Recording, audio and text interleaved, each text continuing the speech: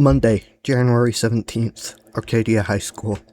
The bell rang for lunch, and I started putting my things away as the classroom erupted into a mad rush for the door. I wasn't in any hurry myself, even though I'd decided to give Arcadia's cafeteria food a chance. I was pretty sure Butcher was lying about having used it to dispose of bodies in the past, if only because he didn't have the subtlety to actually hide a body. I idly scanned the room as I zipped up my pencil case. I'd picked out a couple of other kids who transferred in today as well. Lots of parents had tried to get their kids as far away from Winslow as possible after the incident, and we were only the latest batch. Just as I finally stood up and started for the door, Mr. Jackson looked up from his desk. "Miss Herbert, could you stay a moment, please?" I slowed to a stop, reluctantly.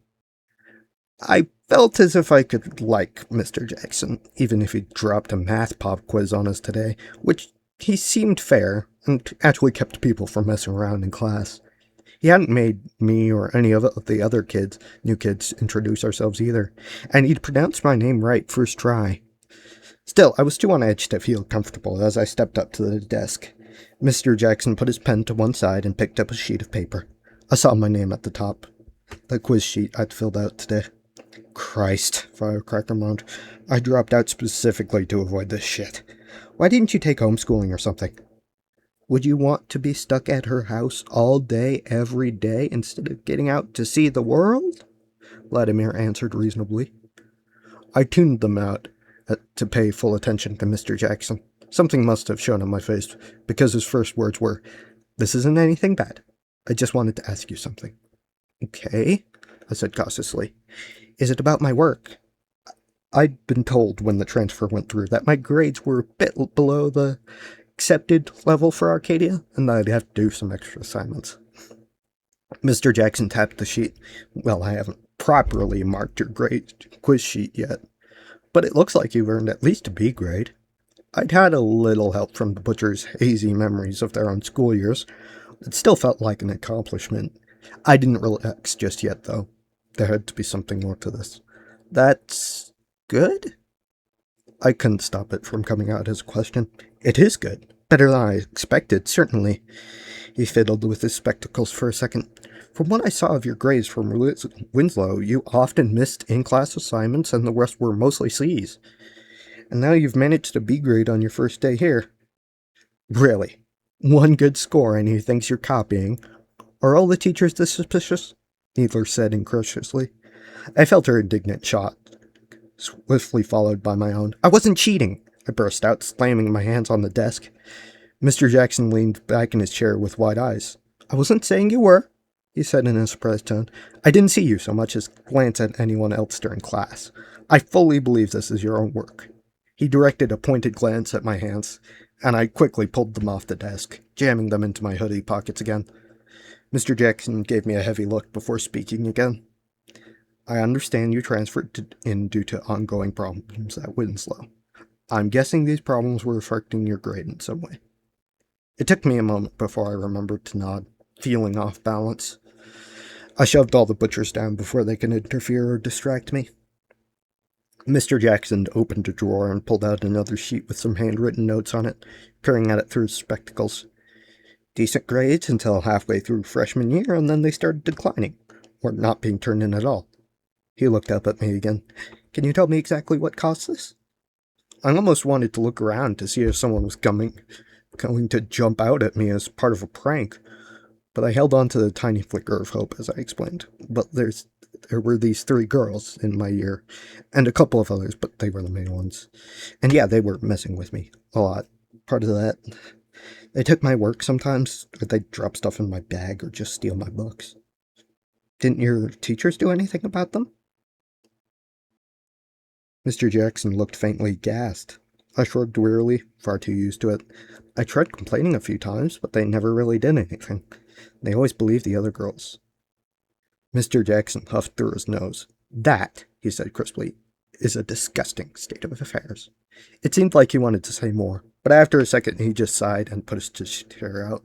"Well, I don't know if I can do much about those girls, since they're in another school, but I could try and bring it up with the school board. More importantly," he heaved himself to his feet, Since your grades were effectively tampered with, I can arrange some makeup assignments to get your grades back up, at least in my class. I might be able to swing it so you can retake a few as well.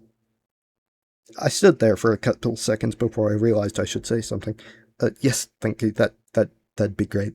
Thanks. I floundered for something else to say. Is there anything else, or I think that's all for now. I nodded jerkily and pointed a finger at the door. Okay, I'm just gonna get lunch. Bye. I walked out the door calmly and easily, although the butchers compared me to various skittish animals or a cockroach when the lights turned out. I pushed Firecracker as far back as I could for that remark and followed the flow of the crowd to the cafeteria, lost in thought. I'd expected things to be different at Arcadia, and I'd hoped that things would be better. But it was the kind of hope that makes you buy a lottery ticket for the 1 in a million chance of getting rich, not the hope with any kind of evidence behind it. I really didn't know how to deal with a teacher that combined action with being on my side. Seemed like a decent guy, Bearskin agreed. Could have done with someone like that in my senior year. One of the good ones, huh? Coral said caustically. Bearskin winced as much as possible without a face. How many times do I have to apologize before you stop bringing that up? A few thousand more, I'd say, Miramosa chimed in, voice thick with schadenfreude. I turned the by now familiar argument as I made it to the cafeteria. A couple of gnats outside were crawling along the tables outside, but nobody was going out there in this cold, even with how crowded the cafeteria was. I joined the queue with a tray, looking around as everyone shuffled along a step at a time. True to what Anchorage had said, there were some subtle signs of the gangs when I looked closely. There was a table of bulky white guys off in one corner with short haircuts that couldn't quite be called buzz cuts. Empire sympathizers, if not actual members. Probably more than that around here, Anchorage noted, uncharacteristically serious. Maybe twice that many diet racists. Diet racists? I asked to ask what that meant. Luckily, Anchorage kept it short. Kind of people who argue there should be a White History Month, or say shit like, if you've done nothing, you don't have to worry about being stopped. The kind of people who still will stay friends with neo-Nazis instead of doing the smart thing and killing them on sight. I had no idea how to respond to that, so I quickly looked around for something else to occupy myself. The other side of the room boasted a table filled only with Asian kids, and while none of them were wearing bandanas or anything obvious, there was a hardened look to them. Miramasa sized them up. I doubt they will be a problem. He really intoned, like a sage making a prophecy. They lack the confidence of dangerous men, so they posture and pose to make up for it. Like peacocks, Dirty Rotter mocked. That started another argument. I left them to it. As long as it wasn't directly specifically at me, I could tune them out pretty easily. Right in the middle of the room was a different kind of danger. Things were more mixed in there, but the tables there were filled with well-dressed kids. Letterman jackets and expensive shoes, designer coats and skirts way too short for a day with snow still on the ground.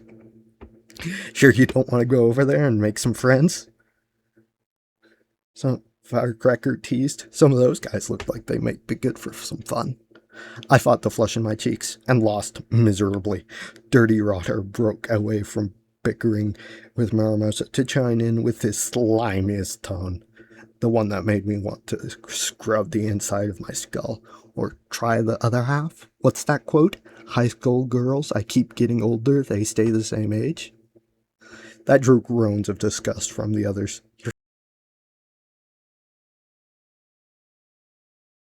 sick, Nemian growled. She always growled. Her voice had never been able to do anything else. But this was full of disgust. Christ, none of you buggers can take a joke, Rotter moaned, but he quieted down without me having to intervene. I took a second glance as the line moved forward. This time I recognized one of them. The single biggest threat to me at Arcadia was in the middle of one table, flicking her blonde hair over her shoulder. Victoria Dallin, aka Glory Girl, the most active member of New Wave, and the city's resident Alexandria package. I'd looked her up along with all the other local capes as soon as I'd been able to use a computer again. And from what I got off the internet, she was pretty popular and dedicated to our family's values of accountability for capes. Quirrell's memories contained darker rumors in the short time between returning to the bay and falling to me.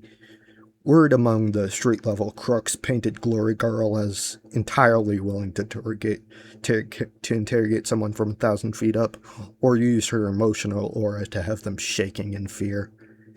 Nemian radiated approval of her as I sneaked glances at the blonde. She's tough. You should try to bond with her. Make friends with the unmasked hero? Not happening. I need to keep my identity as far away from capes as possible. Thank you very much. I'd explained it before, but Nemian was insistent on me building bridges with someone, for reasons I wasn't entirely sure of. Why couldn't we have ended up with her? Stone Napper complained. All it would have taken was one punch to the head. More strength, a force field, and some goddamn flight at last. But no, we got stuck with insects. Quirrell immediately started raging at him, so I pushed them both into the dark as the argument built up steam. But privately I wished I'd got something like her powers myself. Flight was the power every little kid dreamed of having at some point in their life. The line moved forward again, putting me next to the food. I looked over for a second while the butchers started making demands. Lasagna, garlic bread, salad, are you serious? Before grabbing a couple of slices of cheese, pizza, an apple, and a bowl of pudding. I paid for it quickly and started looking for a free space. There was a table off to one side that was half empty, so I headed for that. The other kids glanced up as I sat down, but didn't say anything. One of them too busy working on homework spread out on the table. I kept looking around as I started wolfing down my food. I'd recognized a few kids from Winslow, but nobody that had actively picked on me. There didn't seem to be any overt gang tensions, or any cliques throwing their weight around. Hell, even leaving Mr. Dakin aside, the teacher that I'd had today seemed pretty on the ball. Nobody had called me names or shot spitwads at me, whispered my stuff, or ruined my clothes. It was depressing to realize that I had no idea what to do with myself, besides just try to make it through the day. Maybe I could try making some friends. I could join a club. There probably wasn't anything like a book club, but I'd picked up some other things from the butchers besides fighting techniques and anger issues. Try learning another instrument, Tactical advised. We've already got guitar and drums. You learned keyboard and you could be a band all by yourself. She'd have to buy the instrument first, though, Firecracker pointed out. Do art or something. That's called art lessons, idiot, Needler sneered. I would suggest whatever the local LGBT association is called. Hell yeah, Anchorage enthused. Get white girl a cutie. You do realize I'm straight, right? I interjected warily as I stared at my pudding. Anchorage just cackled horribly. Oh, give it time. You'll be swinging every which way soon. I gave her a shove down and refocused. There were some gluts I should avoid. I'd have to stay away from sports completely, but there had to be a few here that'd suit me. Vladimir nudged at me urgently. Hey, girl, listen to the guys behind you. Don't turn. They're talking about us. Indeed, as I paused and focused, there was a very spirited conversation going on at the table behind me. I'm telling you, man, it's got to be some kind of trick. Nobody's ever killed Butcher for good. This is just to make the heroes drop their guard. Why would Butcher need people to drop their guard? They're, the Butcher. If they were still alive, they'd be setting bugs on people everywhere. That's what we should be doing, Bearskin complained. Go out and pour cockroaches down people's pants. Spread the fear. You're too damn cautious. I rolled my eyes and pushed them back. I wanted to hear what these guys had to say. The sounded unusually well informed for civvies. Okay, but maybe it's not a master power like people think. It could be Butcher XV is a changer. Turns into a swarm of bugs, but that means they're less active in winter because all the bugs are hibernating. The first guy seemed very pleased with that logic. If they are hibernating in winter, why'd they manage to kill the Butcher in the first place? Dumbass. Maybe, a third voice, a girl this time, cut in. The new butcher's actually a tinker, and the swarm was a new weapon they were trying out. They could be lying in wait right now, building huge weapons to go on a rampage. First guy hummed. That might work, he said reluctantly, like he didn't want to admit to them having a point. I mean, I don't think there's ever been a tinker butcher, right? Excuse me, Toktek screeched. What am I, chopped liver? The entire conversation was getting to me. It had to be a coincidence that they sat behind me, but paranoia was beating a tattoo inside my head. I scooped the last spoonful, putting it into my mouth, and got up to get rid of my tray. Being a functional member of society would have to wait for another day.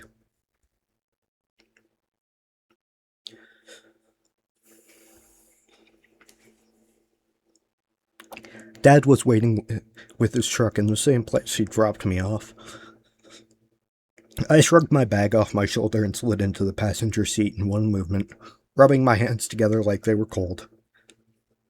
I didn't really get uncomfortable about temperature anymore, but I needed to keep up the act. Dad was looking nervously hopeful as I pulled my seatbelt on. So, how'd it go? I'd been figuring out what to say ever since the final bell rang, so instead of my usual evasive remark along the lines of same old, or not too bad, where I was lying through my teeth, I made eye contact as Dad started the engine and gave a small smile that wasn't even forced. Pretty good. The teachers are nice, and the other kids seem okay. I'm not the only new kid in school either, so I don't really stand out much. Relief flashed across Dad's face as he pulled out. That's good to hear. Did you talk to anyone much? I shrugged. A little. Mostly introducing myself a bunch. They're nice, though. There was a quiet moment. While we both thought of something to say, I felt like I had the other tasks, since I had to tune out the butchers, so I didn't say anything they were spouting by accident. Once was enough. After a moment, though, I remembered my thoughts at lunch. I was thinking I might look at the clubs they've got, think about joining one. I ventured. Dad glanced at me as he made a turn. That sounds like a good idea. Any idea which one? Maybe if there's a literature club or something, that'd be my first pick. Otherwise, some kind of arts and crafts. Stone Napper relayed the image of me using his power to do some sculpture work or something. I fought down a smile at the thought of walking into class with a massive battle axe over my shoulder. Dad nodded, tapping the wheel with a finger as we paused at a light. I think that's a good idea. You'll have people to talk to, and you might get a new hobby out of it. I could maybe see if there's a sewing club or something. I at least had a head start on that, absorbing bits of memories from Needler of her mother teaching her to darn clothes. Had been very disorienting at first, but it was practical, especially now. I think there's an old sewing machine up in the attic. We could maybe dig that out. Anyway, Dad changed the subject in time with the traffic light. I was thinking something easy for dinner tonight. Takeout sound good? The clamor started immediately. Nothing got the butcher's attention like food, since I denied them all their other vices. I barely kept my face clear as I wrangled them into some sort of order and worked out what the majority were clamoring for. Can we get out Chinese? I said at length. I'm suddenly craving the stuff. Dad's mouth twitched a little. Me too. I'll dig out the menus when we get home. Is Canton Star still open? Needler wondered. They did great sweet and sour chicken. After 16 years, I doubt it. Tactical mentally shrugged. At least Fugly Bob's still around. We never did get to try the Challenger. Sounds good, Nemean rumbled. We'll do that sometime. I pulled myself away from the discussion as several hundred particular bugs entered my range. The one I had kept stashed in the house. I rounded up all the flies and midges in my radius, including the ones I'd stashed in the truck bed, sending them walking into the jaws of the more important spiders, even as Dad pulled into the driveway and killed the engine. I made to open my door, but Dad's expression made me hesitate. Taylor, he drummed his fingers on the wheel, not looking at me. Do you want me to keep driving you to school? I mean, it's not a big deal. You can take the bus if you want. I unclipped my seatbelt and leaned over to hug him. After a few seconds of him sitting there while the handbrake dug into my ribs, Dad slipped his arm around me and squeezed back. I'll take the bus, I said, but thanks for offering. And thanks for taking me today. After a minute, I let go and straightened up, reaching out a hand under my glasses to wipe at my eyes. So, Chinese? Szechuan beef and prawn fried rice had worked their magic on Dad to make him turn in early. A moth perched on the wall above his bed was keeping track of his breathing, slow and steady, and a quick glance through the walls with blood sight showed him as still and peaceful as he'd been since I checked on him 30 minutes ago. I'd waited long enough, so I slipped a bookmark into my copy of The Great Gatsby and slid out of bed on thick-socked feet. In the days after getting out of the hospital, I tweaked the hinges on certain doors to remove the creaking, so there was barely a whisper as I crept out of my room and downstairs, as I opened the basement door, and padded down the steps. A steady drip of insects continued to crawl down the coil chute from outside and join the massive piles against one section of wall indistinguishable from the rest. I thought for a long time how I was going to hide my work from Dad, until Snow Napper had shown me that the best kind of luck is one that only exists for you. I rested my hands against the cement and let the fizz of Stone Napper's power surge out into the wall.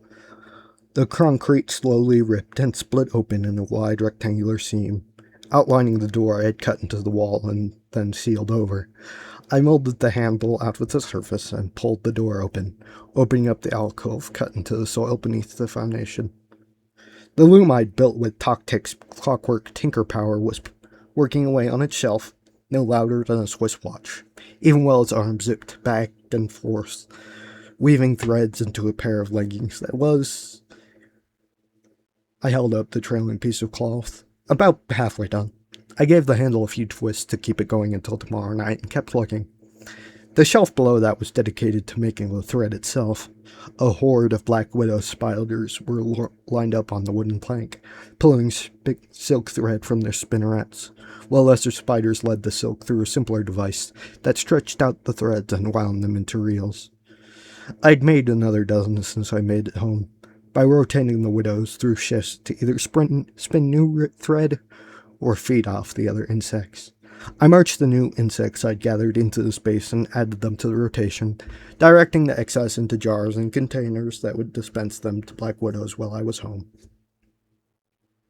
Can I just say, for the record, this is really gross. Dirty Rotter complained. I rolled my eyes even as I loaded the new reels into the loom. I'd been looking for any way to use my power constructively, a sort of personal pride, when Toktik had speculated on the tensile strength of spider silk. Little research at the library had confirmed black widow silk was almost as strong as steel, but much lighter, and I'd built the weaving equipment out of scraps around the house. I didn't have enough widows to make the silk more than one layer thick if I wanted to get to action anytime soon, but it was only really meant to be an undersuit. My real costume was going to be a full suit of plate armor, the single biggest use of Toktik's tinkering in over a decade. Wearing armor with my new durability was kind of superfluous, but after my little stunt at Winslow, people would be suspicious of anyone with powers that matched those of the Butcher, insect control in particular, but a high-level brute popping up would raise suspicion as well. Luckily, Toktik's time as the Butcher had been short enough most people weren't even aware about it. So I presented myself as a tinker. Nobody would make the connection. It still hurt the man's pride, but it was my best bet at avoiding a witch hunt. So layered silk as an undersuit and a thick steel plate on top. I'd keep me safe, misdirect people about my power, and look pretty cool too. The fact that it was almost completely the opposite from the teeth's usual aesthetic of spikes and bones on leather was an extra bonus. But it's so boring, Firecracker whined. You'll just look like a little wind-up soldier. You need to jazz it up. Add some blades or creepy symbols. I pushed her down as I finished checking the cloth and moved downward. The armor pieces that I'd finished were on the bottom shelves, along with the materials that I'd scavenged over the last 2 weeks. I knew enough from Toktik's experience not to make the rookie mistake of ordering everything online, or to scrounge too much from scrapyards, since Gage walks them specifically to snatch up tinkers. Stoneknapper's power had proved its worth there.